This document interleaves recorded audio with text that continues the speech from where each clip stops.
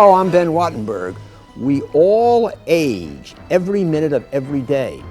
More and more of us live into old age. Is this the golden age of aging, or is there a downside? Joining us to discuss the matter are Betty Friedan, author of The Feminine Mystique and more recently, The Fountain of Age. Dr. Richard Sprott, director of the Biology of Aging, National Institute on Aging.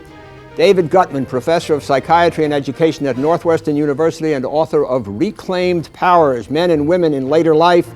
And Dr. Elizabeth Cobbs, director, Division of Aging Studies and Services, George Washington University Medical Center. The topic before this house: are older people getting younger? This week on Think Tank.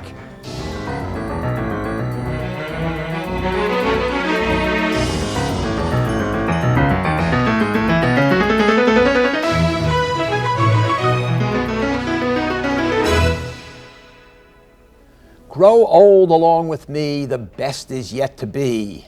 So wrote Robert Browning more than 100 years ago. Was he right? Well, to start, we all do age. How? Here are two important theories. First, the Hayflick limit. The body's cells replace themselves only 50 or so times before they stop and die. But why? Perhaps because of telomeres, tiny knots at the ends of our chromosomes, which shorten each time a cell divides. When telomeres are gone, cells die, a process called cell senescence. Second, free radicals. As our cells produce energy, they create highly reactive byproducts called free radicals, which attack our cells and destroy our DNA. Whatever the cause of aging, Americans are living longer than ever before. In 1900, the average life expectancy for an adult at age 20 was 63 years. By 1992, thanks to improved sanitation and better medical care, it was 77 years.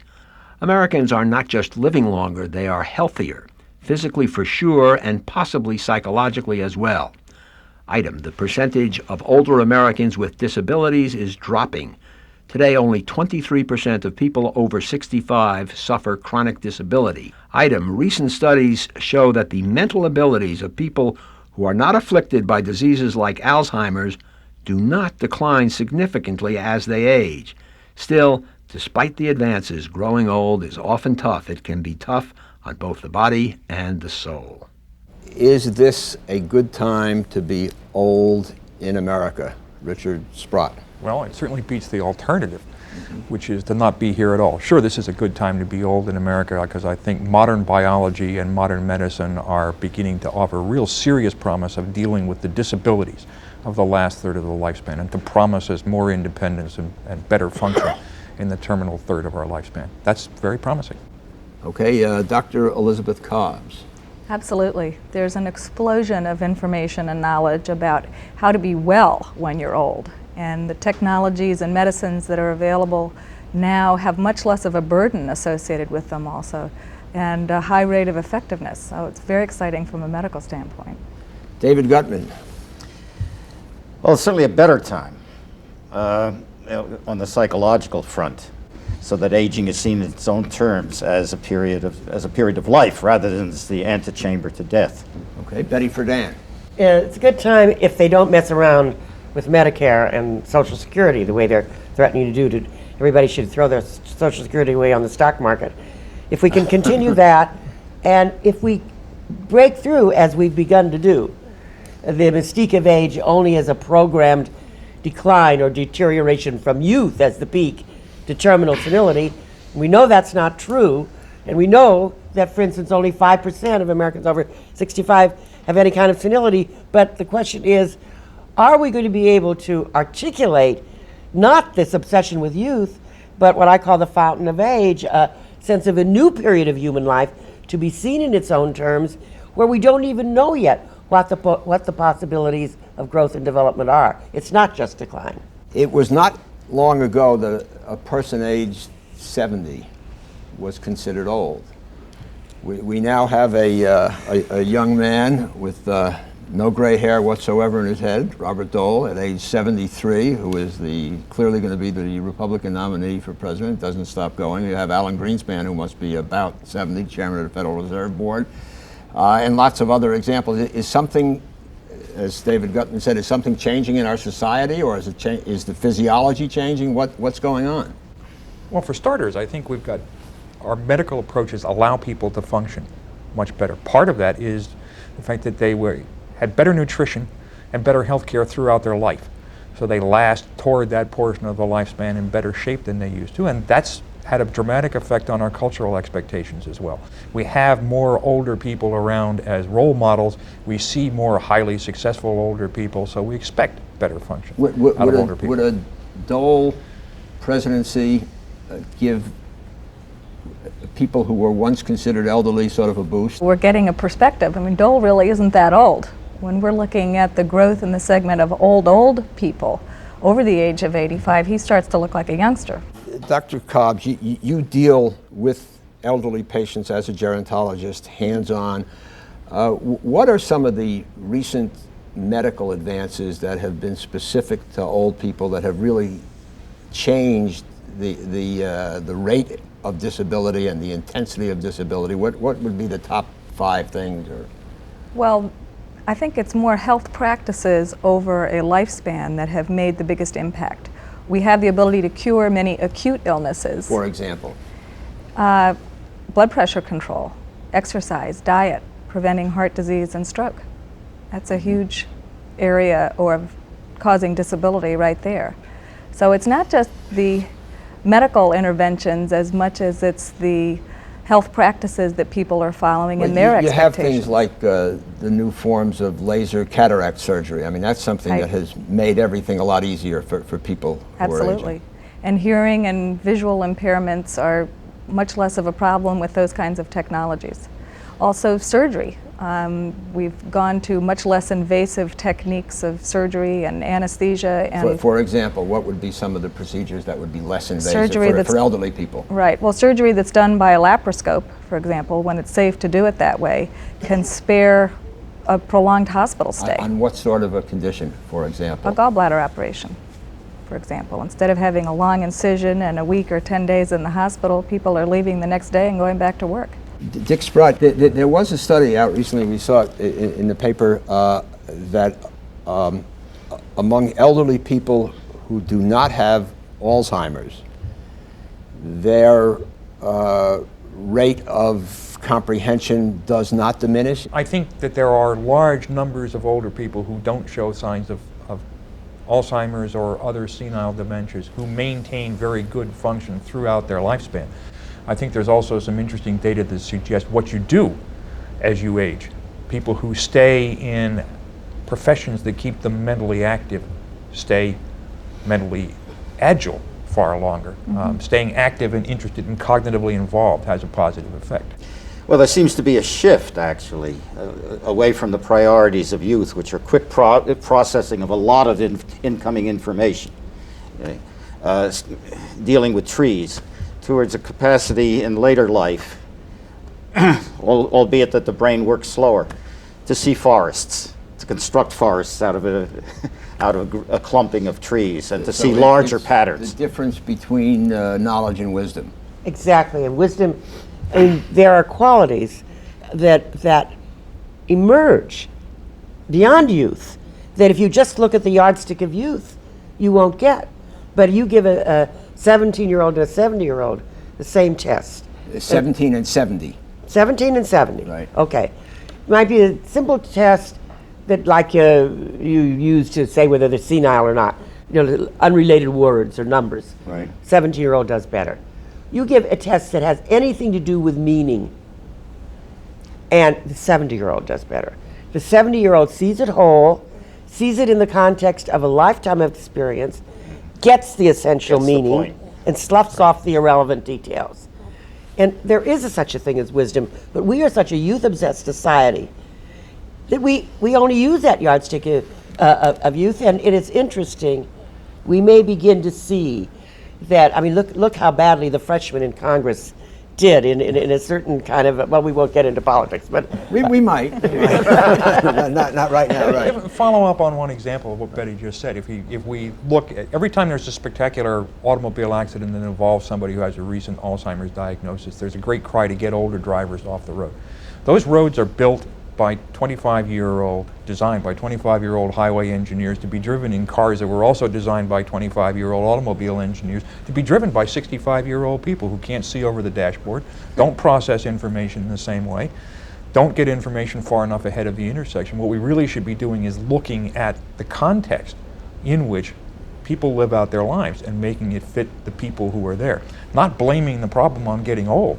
The problem here is not getting old, it's the environment in which we're asking people to function. You were talking a moment ago about how important it is to stay alert and stay interested. You wrote or said something in an interview that I read, I think dealing with both the mind and the genitals, which was as people age, use it or lose it. Is that about? Right. Yeah, I think that most of our functions are things that we keep using. We just talked a moment ago about cognition. The same thing is probably true of reproductive behavior. If you keep on using it, you maintain a higher level of function than if you let it wither away. People have sex into their 90s. Is that what I've been reading? Some people. Some people. Sure. They at least boast about it. Ben, your discussion looks at age primarily as a problem of sickness, of medicine, of medicines, of cures, of operations, or God knows what.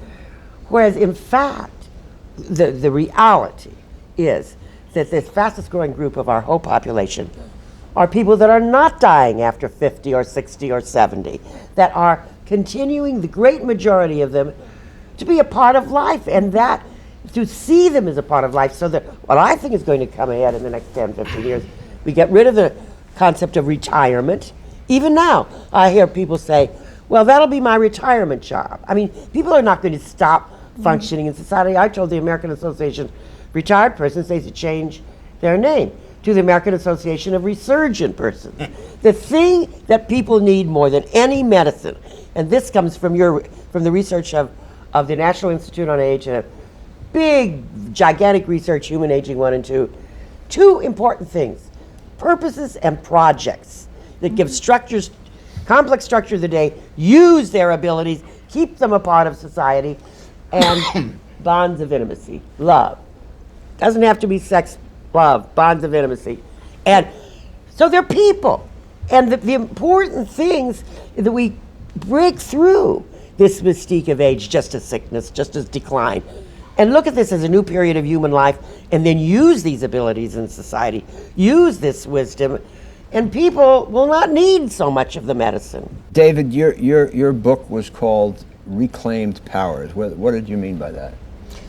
Well, the point being that in later life, or in what I call the post-parental period of life, what the French like to call the third age, there is a tendency for both sexes to reclaim, if you will, aspects of themselves, potentials that were hitherto unused, hitherto on hold, subordinated, if you will, to the tasks of career advancement, survival, child rearing, that kind of thing. What would be an example of that?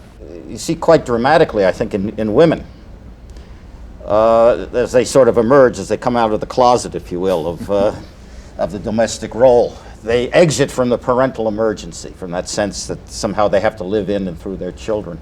The kids can make it on their own now. You see a great sort of, a kind of a sense, very often, a sense of liberation, a sense of now I don't have to be developing them, I can develop myself. Is this why women live longer? Because they are I think it has a entering lot to do with it, yeah. Because what women come in touch with is the kind of aggressivity, you see, that they previously sort of throttled back on for the sake of children.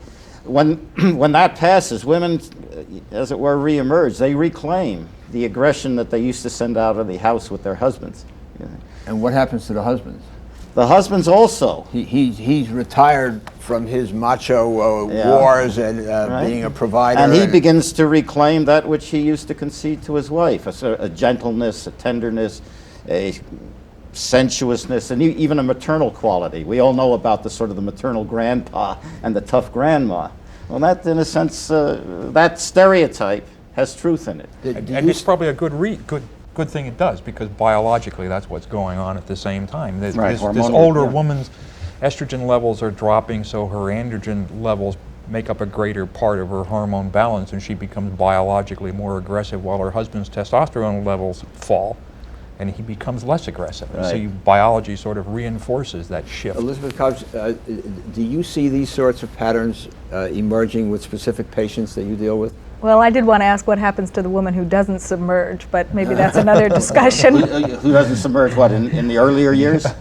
We don't really know enough about that yet. Right. Well, that's becoming the case, though. Yeah. They don't have to wait We have a whole till the generation. crossover. Let's just look at the darker side of this. I mean, we all know a lot of elderly people who are despondent and despairing and devastated and are saying, what use am I now, and I'm sick. No, and I don't know a lot of people like that. You do not. I know a lot of older people that are doing the most amazing, lifting weights or anything like Although that. people are lifting, I was reading, people But are they're- lifting weights at age 90 now, But to they stay are- in shape, right? They are moving very vitally in society. No, let us stipulate that many aged are doing that, but I mean, there are also many aged who are not, who really do. You must treat patients who are deeply despondent as they age. Is that, yeah. Yeah. What often they are responding to, though it's masked as a depression, is really their own developmental potentials. There are a lot of women, and hopefully because of the work of people like, like Betty and others, this will pass. There are a lot of women who are still very frightened, if you will, of their own reclaimed powers. And rather than live them out, rather than show them in the world, rather than show them to their husbands, they will take on, in effect, what they presume would be his depression if they showed them to him. We're going to have new images of romance, of love, of new kinds of friendship. We're going to have new images of what accomplishment and contribution really looks like older people. I did a study for the Fountain of Age of what the image of age in America Now, was. I read that about the magazine pictures. Couldn't find anything, couldn't find any image of women or men that weren't young doing anything. These were in magazines like what, news magazines? All kinds, women's, men's, news magazines. No image of women, of anyone that wasn't young, doing anything that any American would like to do. I don't really want to disagree with what Betty's had to say, because everything she said is quite true of people who are cognitively intact. But I think we do a disservice if we ignore the fact that there are people, lots of older people, who aren't cognitively intact. And a good deal of our concern needs to be directed to those people. I spent last year, I spent a half a day every week in a nursing home to try to put my biological expectations up against reality. But that's not the only reality. It isn't the only reality, but it is a reality. Okay, but let's talk about that reality. But you want to talk about that reality and not the reality of the unknown frontier. I think you have to do both. I think to ignore that one is a mistake. But they're not equal. The reality he's talking about is 5%. It is the most afflicted, most pathological, 5%. 5% there at is an any one insistence on seeing older people in those terms. Dick Sprott says an interesting thing. He says 5% at any one time. Your chances, if you live to be 80 or older, of being in a long-term care institution are considerably higher than 5%.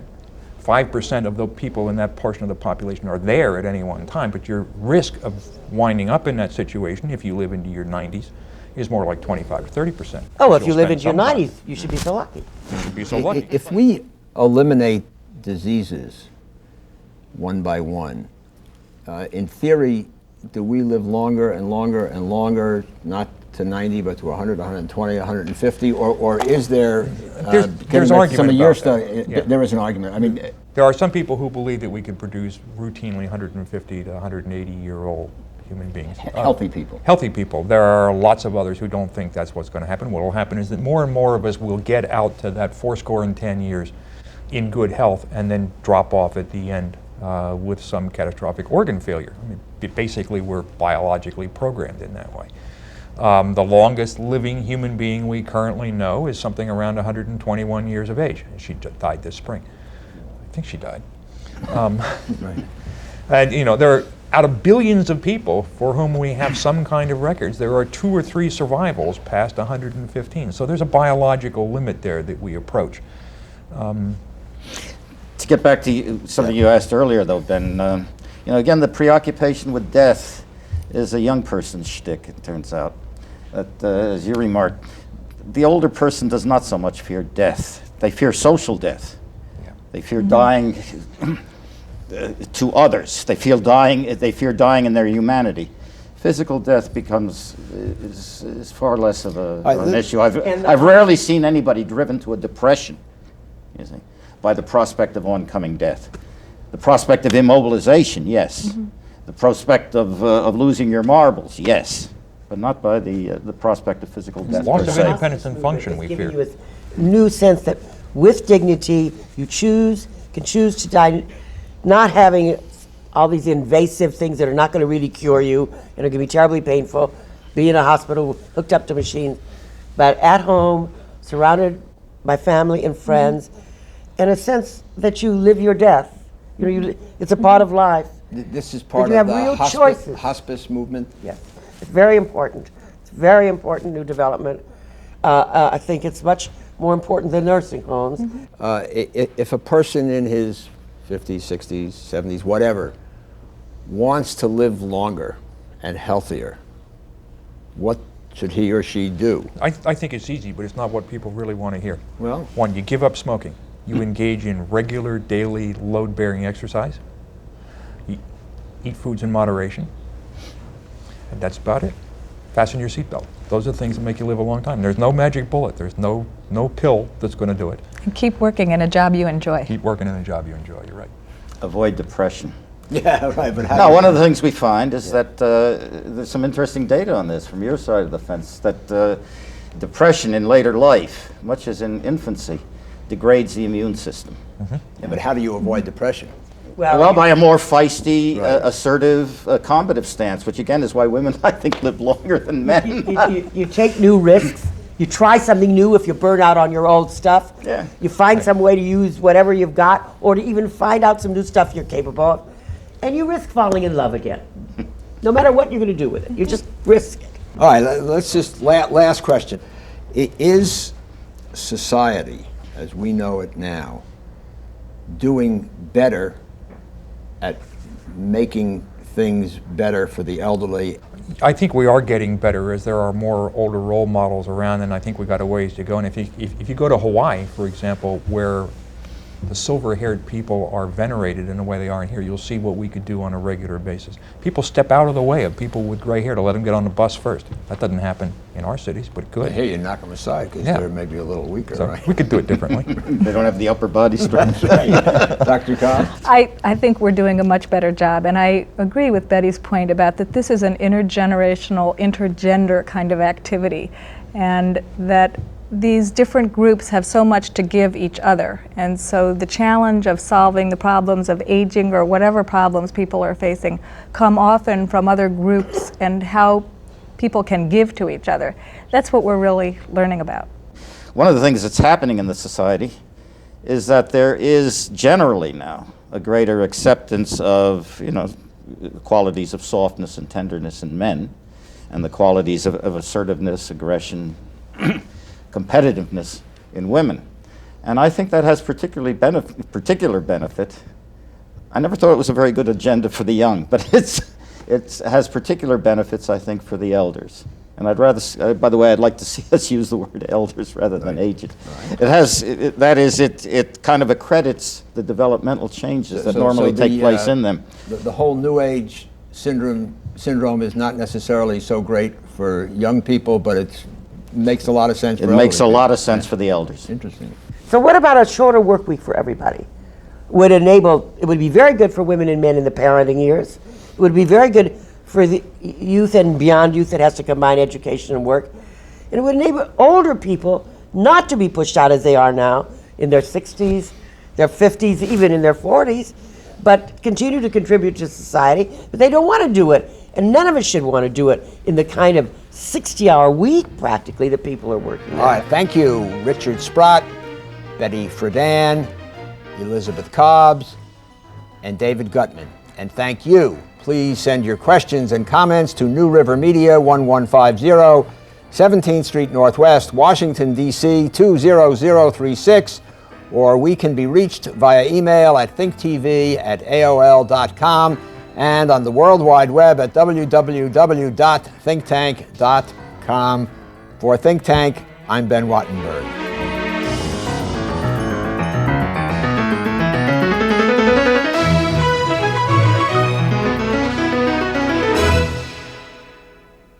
This has been a production of BJW Incorporated in association with New River Media, which are solely responsible for its content.